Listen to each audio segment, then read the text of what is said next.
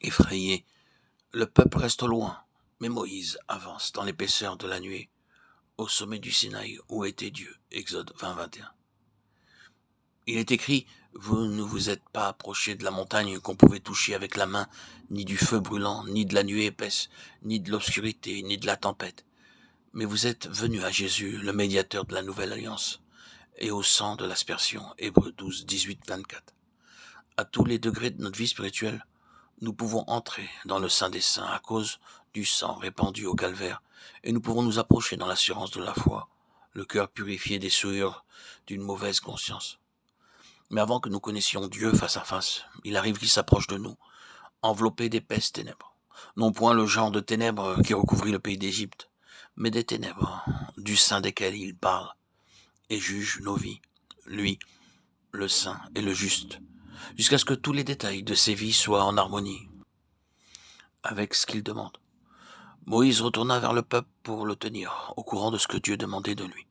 Puis, une fois que l'alliance fut scellée et que l'aspersion de sang eut été faite sur Israël, Aaron, ses 2 fils et 70 anciens furent autorisés à accompagner Moïse en quelques endroits du Sinaï pour voir Dieu. Sous ses pieds, il y avait comme un ouvrage de saphir transparent, pareil aux cieux, même en éclat.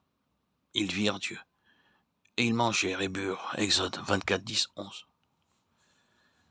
La lumière, mais c'est du sein des ténèbres que Dieu avait donné la loi.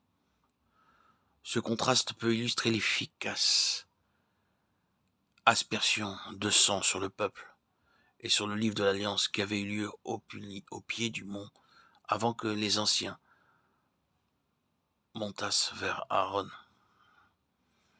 Ceci s'applique en tout cas à l'évangile de la grâce. Le jugement intervient d'abord et il peut s'accompagner d'épaisses ténèbres. Mais quand le pécheur est allé à la croix et qu'il s'est mis au bénéfice du sang versé en expiation du péché, alors la lumière, une lumière céleste, resplendit dans son cœur. Les anciens d'Israël virent Dieu de loin, nous est-il dit. Ce n'est point cette vision de l'Éternel face à face que Moïse devait connaître plus tard. Marcher dans la lumière comme Dieu est lumière, c'est là une vie bénie.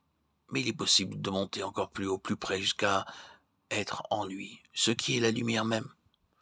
Ainsi, du groupe des anciens, Moïse fut appelé à monter plus haut.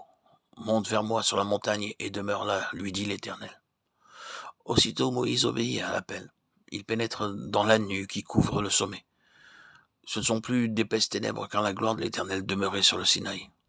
Et l'aspect de cette gloire était comme un feu dévorant. Moïse y entra et y demeura 40 jours et 40 nuits.